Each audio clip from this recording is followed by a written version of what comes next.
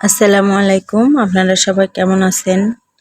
আমরা অনেক ভালো আছি আলহামদুলিল্লাহ। আজকে সকাল সকাল উঠে একটু পড়তে বসলাম। আজকে একটু সকালে পড়তে বসতে পেরেছি কারণ আজকে সকালবেলা নাস্তাটা রেডি করতে হয়নি, রান্না করতে হয়নি। রাতের পান্তা ভাত ছিল, সেটা খেয়ে তোমাদের ভাইয়া অফিসে গেছে। তো ভাবলাম একটু পড়তে বসি, পড়ে উঠে রান্না করব। এখন বাজে 8:30। তো ভাবলাম পড়ে উঠে 11টায় উঠবো। এখন পড়বো। কিছু নোট করা বাকি আছে, সেগুলো করব। এটা আজকে কমপ্লিট করে দেন উঠবো, উঠে রান্না করব। রাতে ঘুমাতে ঘুমাতে অনেক লেট হয়, যার কারণে সকালে উঠতে একটু আলসেমি লাগে। এত পরিমাণ আলসেমি লাগে, আজকে তো আমি নাস্তাটাই রেডি করতে পারি নাই।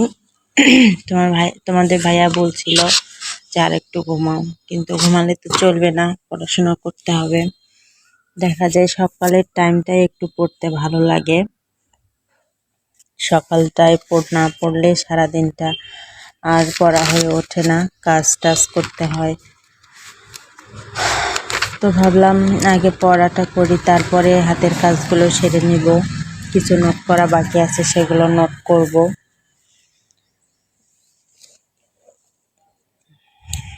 এখনো আমার নাস্তাটা হয়নি। নাস্তা করলে ঘুম পায়, আলসেমি লাগে। ভাবলাম পড়াটা শুরু করি, দেন নাস্তাটা করে নিব। তো আজকে আমি কিছু নোট বাকি ছিল, সেগুলো নোটগুলো করব।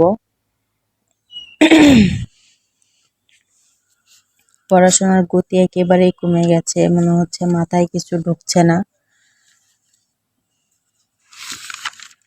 পড়াশোনায় গ্যাপ পড়লে আসলেই অনেক ক্ষতি হয়। মনে হয় অনেক দিন যাবৎ পড়ি নাই, বইগুলো ধরি নাই, কিছুই মনে নাই, এরকম মনে হচ্ছে। আসলে পড়াগুলো তো অনেক সুন্দরভাবে করা, কিন্তু তারপরেও গ্যাপের কারণে মনে হচ্ছে কিছুই পড়িনি। পড়াশোনার মধ্যে গ্যাপ পড়লে মনে হয় ব্রেনে মরিচার মতো ধরে যায়, মরিচা ধরে। তো সামনে টার্গেট আছে যে সামনে কোনো আর গ্যাপ দিব না, পড়াশোনাটা কন্টিনিউ করব। ঈদের কারণে গ্যাপটা পড়ে গেল, ঈদের ছুটিতে বাড়িতে গেলাম, থাকলাম। এখন কন্টিনিউ করার ইচ্ছা আছে ইনশাল্লাহ। এখন দেখি।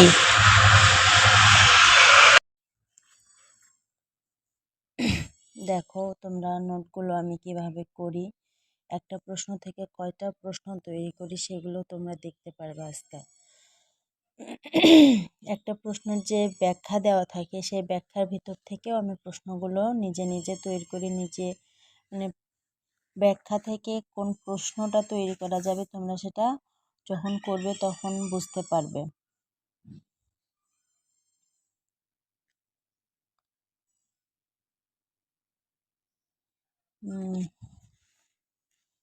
মীর মোশাররফ হোসেনের বিষাদ-সিন্ধু একটি উপন্যাস। যেমন এই যে এই এই সৈয়দ অলিউল্লাহর লেখা নাটক কোনটি, এই প্রশ্নটা কিন্তু আমি বাদ দিয়ে গেলাম, কারণ এই প্রশ্নটা আমার পড়া, আমাদের এটা সিলেবাসে ছিল। তো আমরা এটা যেহেতু একাডেমিকভাবে পড়েছি, সেহেতু ওটা আমার জানা আছে, আর ওটা পড়তে হবে না।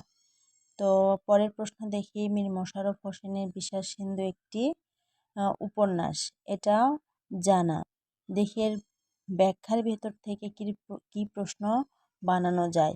মীর মোশাররফ হোসেনের বিখ্যাত উপন্যাস বিষাদ-সিন্ধু, তার রচিত এ উপন্যাসটি বাংলা সাহিত্যের একমাত্র কাব্যধর্মী উপন্যাস। তাহলে মীর মোশাররফ হোসেনের বিখ্যাত উপন্যাস হচ্ছে বিষাদ-সিন্ধু, এটা তার একটি বিখ্যাত উপন্যাস। তার রচিত উপন্যাসটি বাংলা সাহিত্যের একমাত্র কাব্যধর্মী উপন্যাস।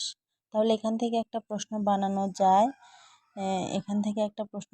যায়, যে মীর মোশাররফ হোসেনের একমাত্র কাব্যধর্মী উপন্যাস কোনটি।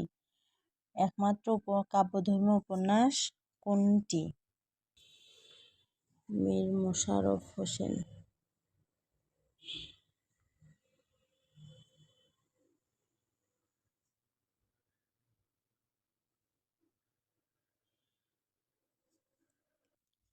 এই প্রশ্নের মাধ্যমে আমরা একটা প্রশ্নে দুইটা প্রশ্নের উত্তর পেয়ে গেলাম।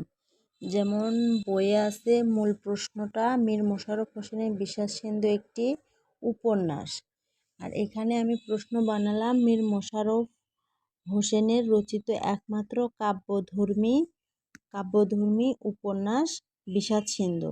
তার মানে মীর মশাররফ হোসেনের একটি উপন্যাস হচ্ছে বিষাদ-সিন্ধু এবং এটি একমাত্র কাব্যধর্মী উপন্যাস। এভাবে প্রত্যেকটা প্রশ্নই যদি আমরা মেইন প্রশ্ন যেটা আছে সেটা লিখি এবং ব্যাখ্যাতে যেটা আছে ব্যাখ্যার ভিতর থেকে আমরা প্রশ্ন বানাই, তাহলে আমরা একটা প্রশ্ন থেকে আমরা অসংখ্য প্রশ্ন করতে পারবো এবং সেগুলো আমাদের অনেক কাজে লাগবে। এই যে ব্যাখ্যাটা দেওয়া আছে এটা অবশ্যই গুরুত্বপূর্ণ কিছু তথ্যের আলোকে ব্যাখ্যাগুলো দেওয়া আছে। এইগুলো যদি গুরুত্বপূর্ণ না হতো তাহলে ব্যাখ্যা এগুলো দেওয়া থাকতো না। এখান থেকেও আমরা অনেক কমন পেতে পারি। এভাবে যদি আমরা একটা বই আয়ত্ত করতে পারি তাহলে সেখান থেকে আমরা অনায়াসে কমন পাবো। এবং দেখা যায় প্রাইমারি যে পরীক্ষা হয়, নিয়োগ পরীক্ষা হয়, সেই প্রাইমারি নিয়োগ পরীক্ষা থেকে ম্যাক্সিমাম প্রশ্ন আসে প্রিভিয়াস কোশ্চেন থেকে। তাহলে যদি আমরা প্রিভিয়াস কোশ্চেনগুলো পড়ি এবং এর ব্যাখ্যাগুলো পড়ি তাহলে আমরা এখান থেকে অনেক উপকার পাবো। আমাদের অনেক উপকার হবে, আমরা এখান থেকে কমন পাবো। প্রাইমারি প্রশ্নগুলো দেখলে বোঝা যাবে সেখানে কত প্রিভিয়াস কোশ্চেন থেকে প্রশ্ন আসে। তো এভাবে আমি আজকে পড়ব। ভিডিও তো বড় করা যাবে না এবং লেন্দি করা যাবে না। সো আজকের মতো আল্লাহ হাফেজ। আমি এখন পড়ব। সো সবাই ভালো থাকবেন আর আমাকে সাপোর্ট করবেন। আমার ভিডিওগুলো সাপোর্ট করবেন এবং লাইক কমেন্টস করবেন এবং কোথায় কি ভুল হলো সেগুলো আমাকে অবশ্যই জানাবেন। আল্লাহ হাফেজ, টাটা।